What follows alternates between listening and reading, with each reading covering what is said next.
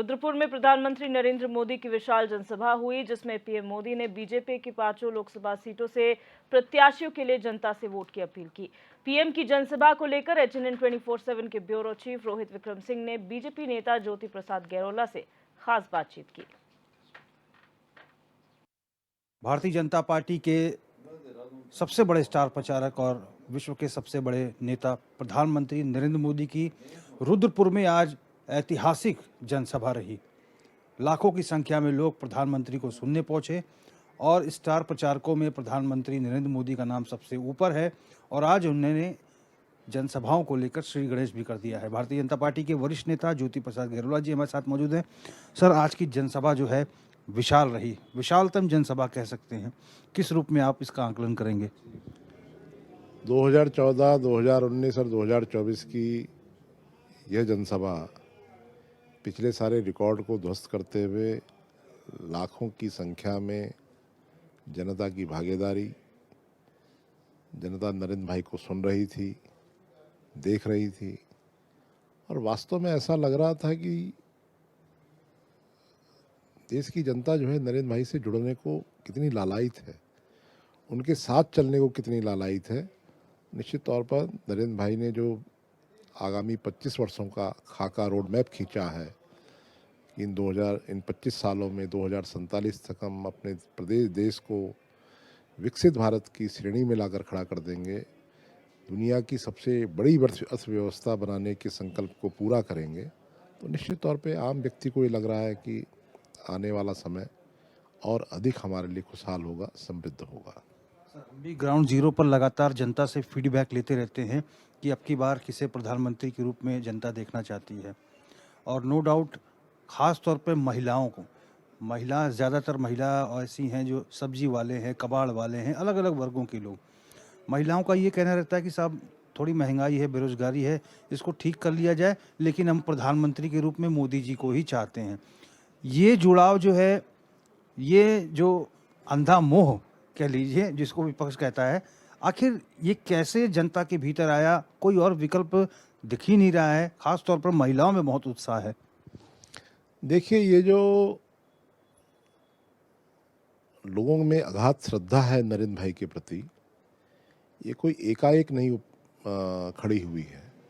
इन 10 सालों में नरेंद्र भाई ने विकास के विभिन्न कार्यक्रमों के माध्यम से जनता के बीच में एक भरोसा कायम किया है, एक विश्वास कायम किया है और जब लंबे समय तक विश्वास और भरोसा कायम हो जाता है तब वो श्रद्धा में परिणत हो जाता है। तो आज देश की जनता, जो 140 करोड़ देश की जनता है, उनका नरेंद्र भाई मोदी के प्रति अगाध श्रद्धा है। उनको लगता है कि मैं, मेरा परिवार, मेरा मोहल्ला, मेरा समाज, मेरा प्रदेश, मेरा देश सुरक्षित हाथों में है। सुरक्षित नेतृत्व के साथ हम चल रहे हैं।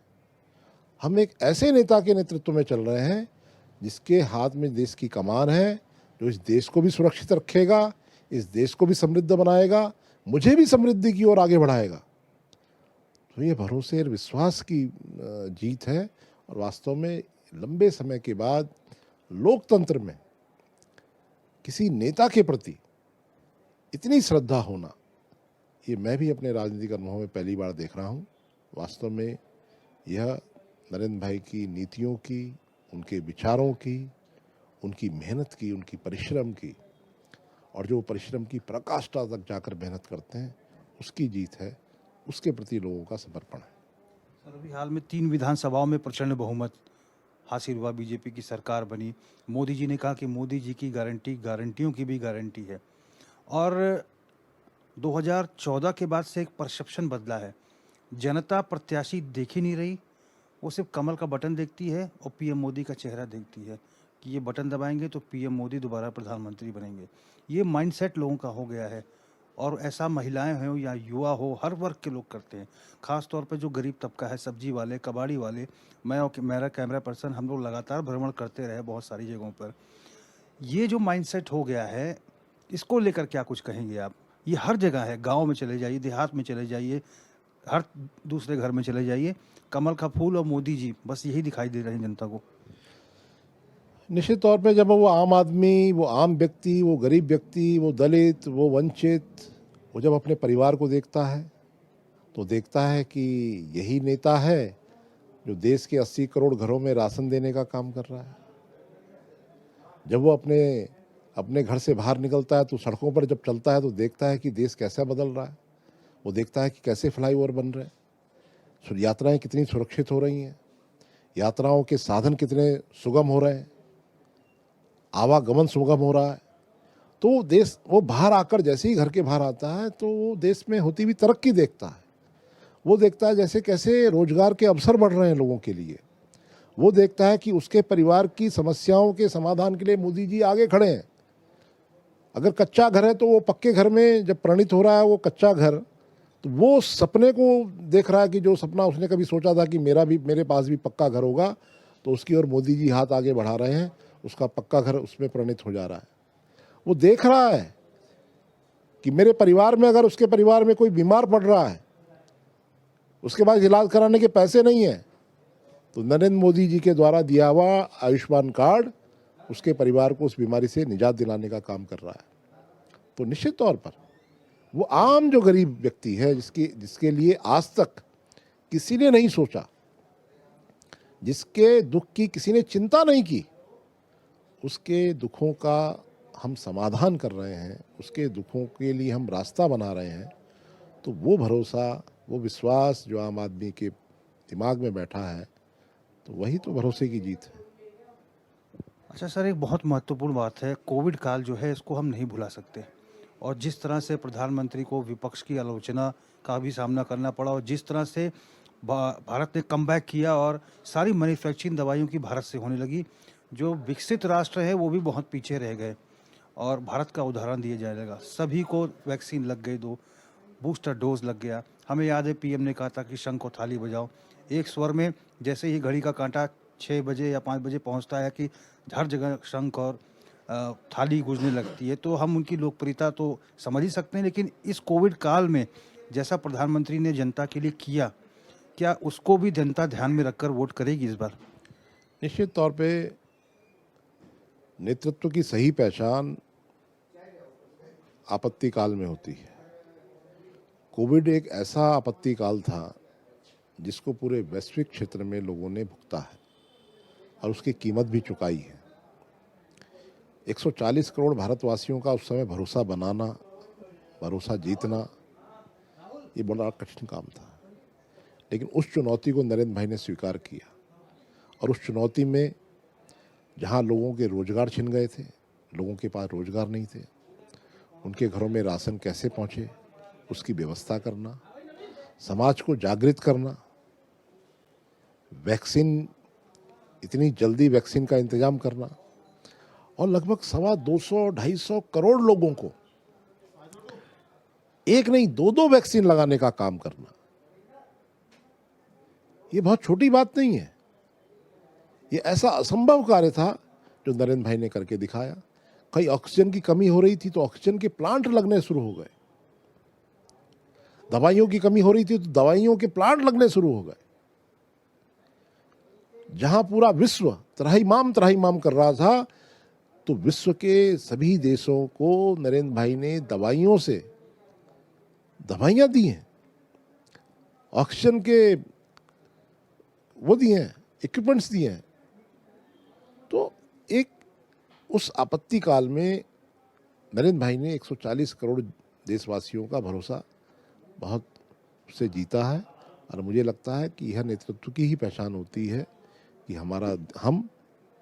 मैं, मेरा परिवार और मेरा देश, मेरा प्रदेश सुरक्षित नेतृत्व के साथ है। तो इसीलिए आज जो है सभी लोग एक स्वर में कहते हैं, मैं हूँ मोदी का परिवार, इसीलिए कहते हैं। सर, इसमें कोई दो राय नहीं है कि विश्व के बड़े बड़े नेता भी पीएम मोदी को अपना नेता स्वीकार करते हैं। और अभी ज़्यादा दूर की बात नहीं, रूस और यूक्रेन का जब युद्ध हो रहा था, हज़ारों माँ बाप रो रहे थे कि हमारे बच्चे कैसे आएंगे। रूस और यूक्रेन के युद्ध को रुकवाना और उसके बाद वहाँ से भारतीय बच्चों को लेकर आना सुरक्षित, ये पीएम मोदी की इस शक्ति को किस रूप में देखते हैं कि दोनों ही देशों ने अपना युद्ध रोक दिया कि भारत के बच्चे भारत लौटना चाह रहे हैं। इस कदम को पीएम के किस रूप में देखते हैं? क्या इसने छाप छोड़ी है उन माँ बाप के सामने, उन बच्चों के सामने कि हमारा नेता जो है विश्व का सबसे बड़ा नेता है? निश्चित तौर पर जब यूक्रेन की यह घटना हो रही थी, युद्ध अपने चरम पर था, लगभग 20 से 22 हज़ार भारतीय छात्र वहाँ फंसे हुए थे। उस युद्ध की भीषण विभीषिका से अपने बच्चों की सुरक्षित वापसी का रास्ता बनाना, यह इस बात को सिद्ध करता है कि नरेंद्र भाई का कद वैश्विक क्षेत्र में कितना बड़ा है। मैं भी कल्पना कर रहा था कि नरेंद्र भाई के प्रति जो वैश्विक नेताओं की जो एक गहरी श्रद्धा है, और श्रद्धा वो यूं ही नहीं बनी, वो श्रद्धा इसलिए भी बनी क्योंकि विश्व के नेताओं को लगता है कि विश्व की बड़ी बड़ी समस्याओं का समाधान अगर किसी के पास है तो नरेंद्र भाई मोदी के पास है। जब नरेंद्र भाई उनको कोई बात कहते हैं तो उसको कभी वो इनकार नहीं कर पाते। और केवल यूक्रेन का विषय नहीं है, कुवैत में जब हमारे भारतीय सैनिक फंसते हैं, उनकी भी सुरक्षित वापसी का रास्ता नरेंद्र भाई मोदी बनाते हैं।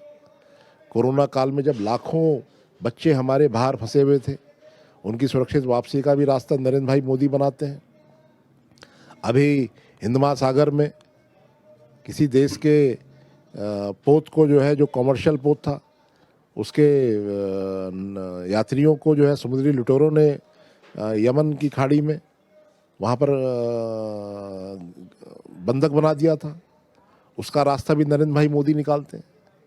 तो विश्व के किसी भी कोने में किसी भी प्रकार की समस्या होती है, और केवल भारतीय छात्रों को वापस लाने का काम नहीं किया मोदी जी ने। अफगानिस्तान के छात्र, पाकिस्तान के छात्र, बांग्लादेश के छात्र, नेपाल के छात्र, पड़ोसी देशों के भी लोगों को निकालने का काम अगर कोई करता है तो नरेंद्र भाई मोदी करते हैं। पाकिस्तान की संसद में नरेंद्र भाई मोदी जी की जिंदाबाद होती है। क्यों होती है? कि जब हमें लगता है कि हमारा पड़ोसी भी कहीं फंस रहा है, उसके तरफ भी नरेंद्र भाई मोदी बहुत सहृदयता के साथ हाथ आगे बढ़ाते हैं, वहां भी मदद करने के लिए आगे बढ़ते हैं। तो ये एक दिन की छाप नहीं है, ये लगातार नरेंद्र भाई जो इन सब बातों के लिए परिश्रम करते हैं, इस बारे में जो हमारा विदेश मंत्रालय लगातार काम करता है, तो उसकी जीत है। निश्चित तौर पर नरेंद्र भाई आज वैश्विक नेताओं की श्रेणी में पहले स्थान पर उनका नाम शुमार होता है। अंतिम प्रश्न ये है कि अब रुद्रपुर की जनसभा के बाद उत्तराखंड की जनता पीएम को सुनना चाहती है। क्या दो जनसभाएं जो है, क्या जो सुनने में आ रहा है और आप लोग मांग रहे हैं पीएम की?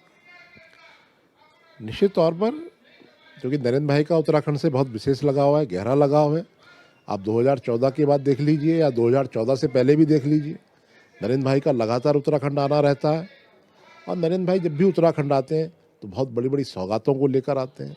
इसीलिए मुझे पूरा विश्वास है कि अभी तो पहले चरण में उन्होंने पहला कार्यक्रम हमें दिया, यह उनका लगाव प्रदर्शित करता है। आने वाले समय में उनके 2 या 3 कार्यक्रम हमको और मिलने वाले हैं, और वो भी उन लोकसभाओं में भव्य रूप से संपन्न होने वाले हैं। धन्यवाद सर। धन्यवाद। हमने बात की भारतीय जनता पार्टी के वरिष्ठ नेता ज्योति प्रसाद गैरोला जी से। आज प्रधानमंत्री नरेंद्र मोदी के उन कामों को लेकर चर्चा हो रही थी। हालांकि सारे काम नहीं, लेकिन कुछ काम ऐसे हैं जो माइलस्टोन के रूप में इतिहास में दर्ज हो गए हैं, और इसी वजह से वैश्विक स्तर पर, देश के स्तर पर पीएम मोदी की जो छवि बनी है, ये छवि एक अमिट छवि है। और इसीलिए ख़ास तौर पर महिला हो, युवा हो, हर वर्ग के लोग प्रधानमंत्री मोदी से अपने आप को कनेक्ट करते हैं। और यही वो राज है कि सिर्फ लोकसभा चुनाव हो, विधानसभा चुनाव हो या फिर कोई भी चुनाव हो, पीएम मोदी के नाम पर भारतीय जनता पार्टी को वोट पड़ते हैं, और नतीजा होता है कि प्रचंड बहुमत की सरकार अस्तित्व में आती है। HNN 24/7 के लिए अपने कैमरा पर्सन हरीश भट्ट के साथ मैं रोहित विक्रम सिंह, देहरादून।